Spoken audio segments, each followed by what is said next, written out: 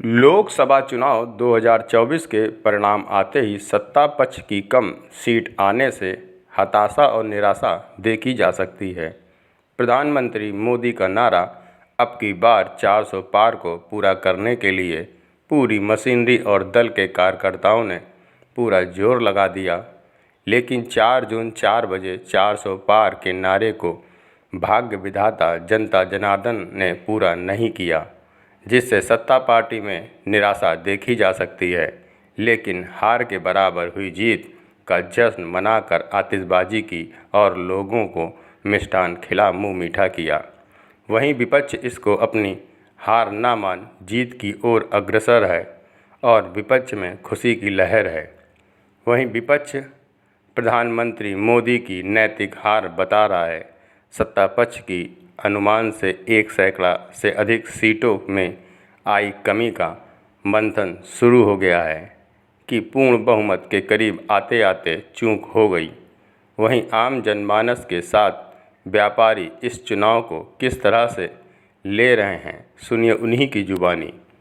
विकास तिवारी की खास रिपोर्ट।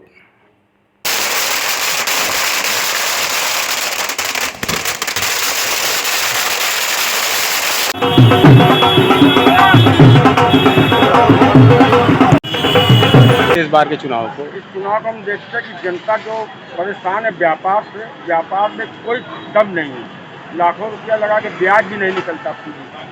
आप समझ लीजिए जीएसटी ने तहलका मचा रखा है। व्यापार में सारा रुपया जीएसटी में चला जाता है। 10 सालों में जब जो जीएसटी पैसा भुगतान के मूल रकम तो व्यापारी की निकली गई इसी में। और जैसे कि मोदी जी का जो नारा रहा है, मुद्रा करो, ये करो, फलाना करो, दिखाना करो, मंगलसूत्र छीन लेंगे भाई। जो भरोसा उन्होंने, उसका परिणाम ये रहा कि इसने कम सीटें आ रही। मोदी का अहंकार मोदी को ले डूबा। हिंदुस्तान की जनता धोखा बर्दाश्त कर सकती, बेईमानी बर्दाश्त करती, पर अहंकार नहीं कर सकती। और उसका जनता ने परिणाम दे दिया। 400 पार आपने कैसे कहा था? जनता को आपके सांसदों ने जो चुनाव लड़ रहे थे लल्लू सिंह, उन्होंने संविधान बदल देंगे। इससे पूरा दलित वर्ग नाराज हो गया कि बाबा साहब अम्बेडकर जो 14 भाषाओं के ज्ञाता था, उनका संविधान बना के तो हटा करके आप मनुस्मृति लाना चाहते हो।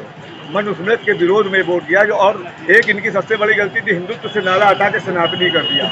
हिंदुत्व का मतलब सारे हिंदू आते हैं, उसके अंदर दलित भी आता है। और जब आप सनातनी कहते हैं तो जो दलित है वो बौद्ध है, वो अपने आप को सनातनी नहीं। तो उसका परिणाम तो भुगतना पड़ा। इतना इन्होंने अकल ही नहीं लगाई। इस बार जो चुनाव था, मोदी के खिलाफ ना राहुल गांधी लड़ रहे थे, ना अखिलेश लड़ रहे थे, ना और मायावती लड़ रही थी, या कोई भी विपक्ष का नेता मोदी के खिलाफ नहीं लड़ रहा था, बल्कि जनता ने मोदी के खिलाफ चुनाव किया। ये जनता का चुनाव है, इसमें किसी पार्टी का कोई वो नहीं है। जनता परेशान थी नीचे से, इसलिए उसने भरपूर हचक के वोट विपक्ष को दिया है। इसीलिए भाजपा उत्तर प्रदेश में चरमरा गई है और दहशत है भाजपा में। आज उनको बहुमत नहीं, जो लोग 400 पार की बात करते थे, आज वो बहुमत के लिए तरस रहे हैं।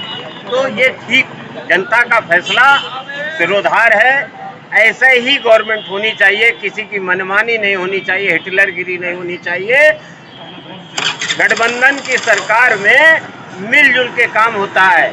और अगर जैसे मोदी जी थे, उन्होंने रात उठे 12 बजे नोटबंदी। ये क्या हुआ भाई? थोड़ा सा युवा वर्ग भी नाराज था। कहीं ना कहीं रोजगार के पेपर लीक हो जाना, पेपर कैंसिल हो जाना, लगातार हल्ला मच रहा, उस तरीके के जो मुद्दे थे वो कहीं ना कहीं युवाओं पे भी असर कर रहे थे, जिसकी वजह से युवाओं ने भी विपक्ष को वोट दिया है। लेकिन फिर भी एक बड़ी पार्टी के रूप में बीजेपी उभरी है, जिसमें जनता ने आखिरी विश्वास शायद जताया है कि हम आपको एक आखिरी मौका मोदी जी को देना चाहते हैं।